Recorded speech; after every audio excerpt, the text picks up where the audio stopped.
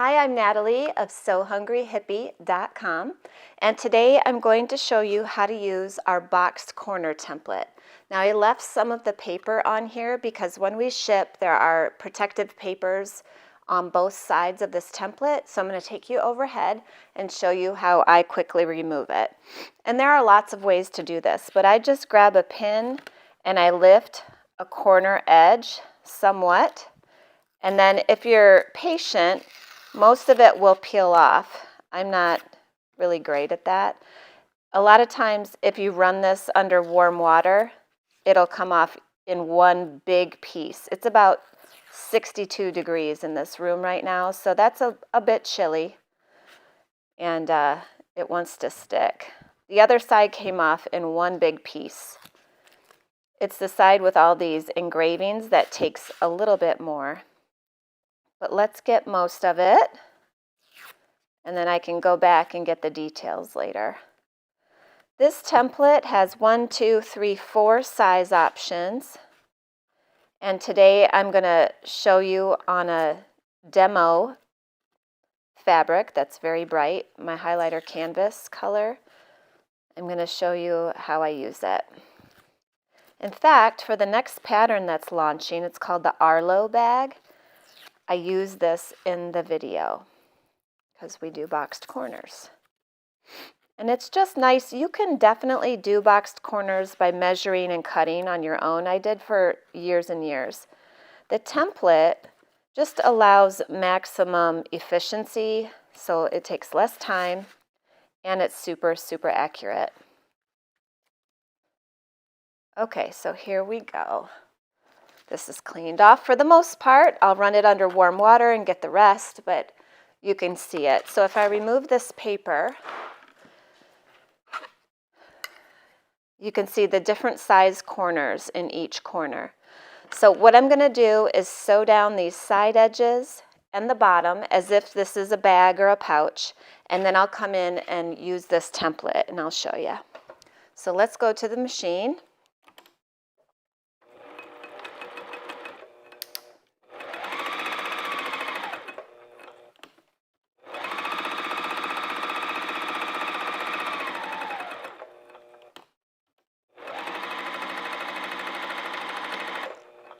Okay, now I'm going to use Sharpie on here to show you the top versus the bottom. Top. Let's go overhead, Ramel. So on this little pouch, I'm going to use the little, this is a 3/4 inch boxed corner.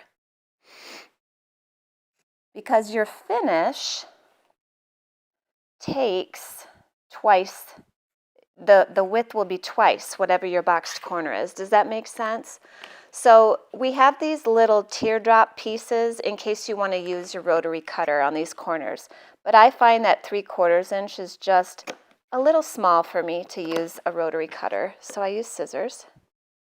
But see how I did that so quickly? And they're exactly the same size.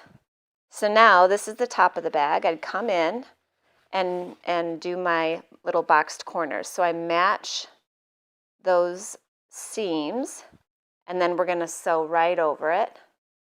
So let's put a pin here. I like to push one seam one way on the top and the other seam the other way. Oh my gosh, where did I put my clips? They must be in the other room. Yes, they are, because I was sewing the Arlo. So I'll use pins. See how I take those seams and I match them? And then one seam goes one way and one goes the other way. And that's how I want to sew it. Oh, that pin is bad, and I keep reaching for it. When you have a bad pin, got to pitch it in a sharps container. Okay, so now when I'm doing the corner, I'm going to go straight across this. Okay, I'm going to sew right on those black lines.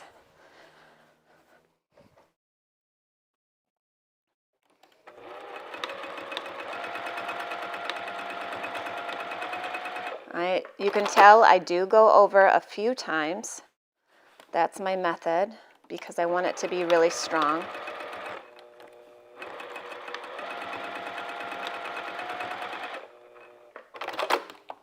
Okay, so there's the bottom of the bag and the top of the bag.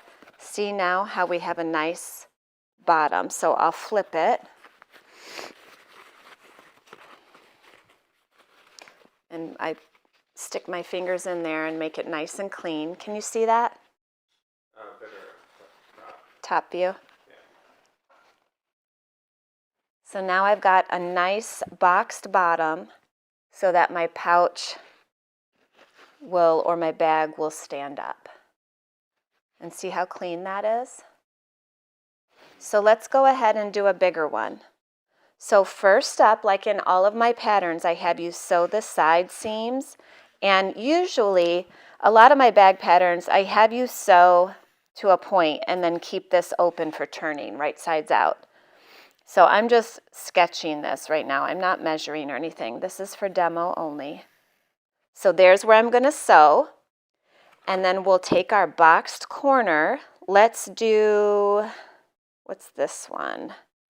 This one is 175. Let's do a 1.25 inch boxed corner because that's what I do, 1 1/4 inch. I do that in the Arlo bag, which is coming out next week. I'm going to draw them now just because I'm here with an open marker. But first I need to sew. And you notice I go from the outer edges. I never ever measure my boxed corners from the seam allowance because seam allowance changes for everyone's patterns. And I think it's too easy to make a mistake if you're using the seam allowance as your starting point for your boxed corner. So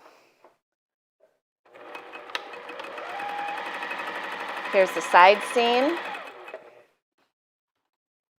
Here's the bottom. Now let's pretend I'm going to use that and leave that open for turning the bag. Let's pretend this is a bag. Sometimes here, especially if you're using vinyl and cork, you'll need to come back in after cutting these corners and sew here. Let me show you what I mean. So this happened to me just yesterday. So I cut my boxed corners, and then this seam and this seam wanted to pull apart, right?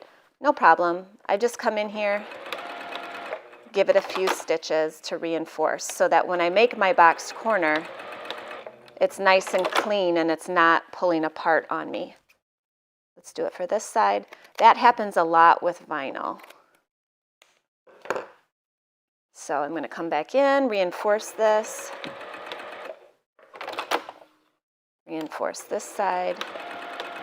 And it just a smidge, it doesn't take much. And then come in from the top, push out those seams, match them, right? You're bringing that seam to that seam, and then nesting. And I'll hold this right here and sew it.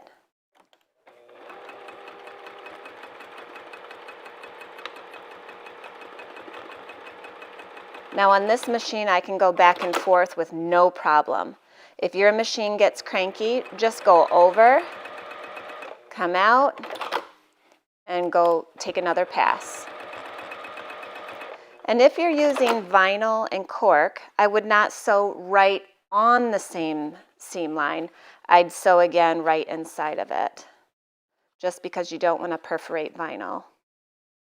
Okay, so I'm pushing those seams together, nesting, and now we're going to put it in the machine like this. And you can nest either way. It doesn't really matter. If this one is going this way, I should probably have the seam on this side going in the same direction.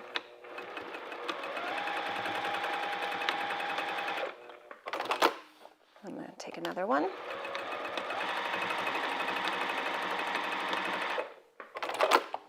And that's exactly what I do to make boxed corners.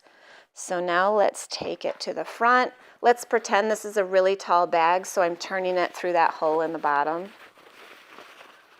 which then we close at the end of the construction of the bag, right? Now these corners, you'll have to come in and push them out. They won't naturally be perfect. You have to really come in and push them out. I will close that bottom seam at the end of the bag. And there's my boxed bottom. See how the corners look really good? I hope yellow was an okay choice. I hope you can see what I mean. So we could continue doing that. This template is the 1/4 inch template. So we've got 3/4 inch, 1 1/4 inch, 1 3/4 inch, and this one is 2 1/4 inch. We also have a template that's on the 1/2 inch. So I don't remember if it starts with a 1/2 inch box or if it starts with 1 inch, but it's 1, 1 1/2, 2, 2 1/2. So it will work for lots of my patterns, including the Santorini tote and easy zipper cases, curio case, confetti case, Arlo bag coming out, Garcia messenger bag, and I think many others. I'm just not thinking of them in the moment. But these are for sale at sohungryhippie.com. They're $9.95. You can use it forever. If the etching is not strong enough for you, just go ahead and write on here with permanent marker, okay? With a Sharpie, it'll stay. I usually do this. Can you see my name? Because I don't want anyone taking my template. See that? I just write my name right on it. So if they take it home, they know they better bring it back. All right, that's it. Let me know if you have any questions, and I will do my best to answer in the comments. You can also email us at help@sohungryhippie.com. And hippie is with an IE. Okay, peace, love, sewing.